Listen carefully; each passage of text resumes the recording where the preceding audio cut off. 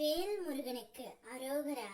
என் அன்பு குழந்தையே, நீ நேசித்த உறவுடன் புதிய அழகிய வாழ்க்கை ஒன்று ஆரம்பமாக போகின்றது. அவர் தானாகவே உன்னிடம் வந்து விடுவார்.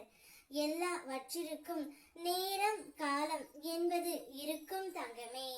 காலத்திற்கு எதிராக எதையுமே சாதிக்க முடியாது. ஆனால் நிச்சயம் சில சூழ்நிலைகளை மாற்றும் ஆற்றல் என்னிடம் உண்டு. உனக்கு ஏதாவது வேண்டும் என்றால் என்னிடம் பிரார்த்தனை செய்.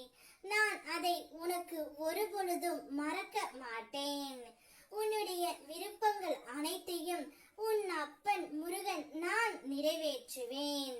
நீ உன்னுடைய துணையை அளவுக்கு அதிகமாக நேசிக்கின்றாய். அவரும் உன்னை அதிகமாகத்தான் நேசிக்கின்றார் தங்கமே. ஆனால் ஏதோ ஒரு காரணத்திற்காக உங்களுக்குள் ஒரு மன வருத்தம் எப்பொழுதும் இருந்து கொண்டு இருக்கின்றது. அவருடைய வீட்டார்களாக இருக்கலாம், அவருடைய உற்றார் உறவினராக இருக்கலாம்.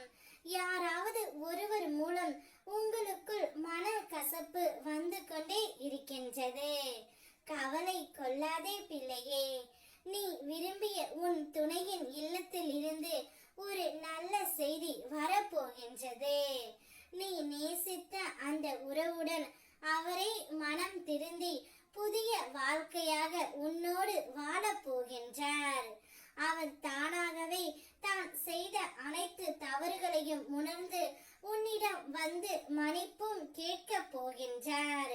அவர் கூறும் நல்ல செய்தியை கேட்டு நீயும் உன்னுடைய குடும்பமும் சந்தோஷம் அடைய போகின்றீர்கள்.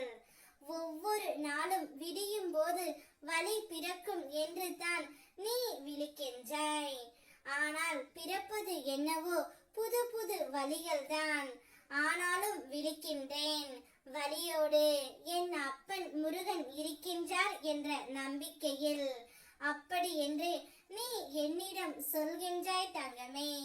இனிமேல் உனக்கு வழிகள் பிறக்காமல் புது வழியை நான் உனக்கு அமைத்து தருகின்றேன். அதில் நீயும் உன் துணையும் சந்தோஷமாக பயணிக்க போகின்றீர்கள். இந்த அப்பாவின் ஆசீர்வாதத்தால் நீங்கள் இருவருமே ஜெயமாக வாழ போகின்றீர்கள்.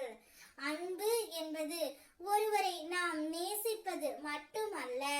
வெறுப்பு வந்தாலும் அவரிடம் அன்பு காட்டுவதுதான் உண்மையான அன்பு.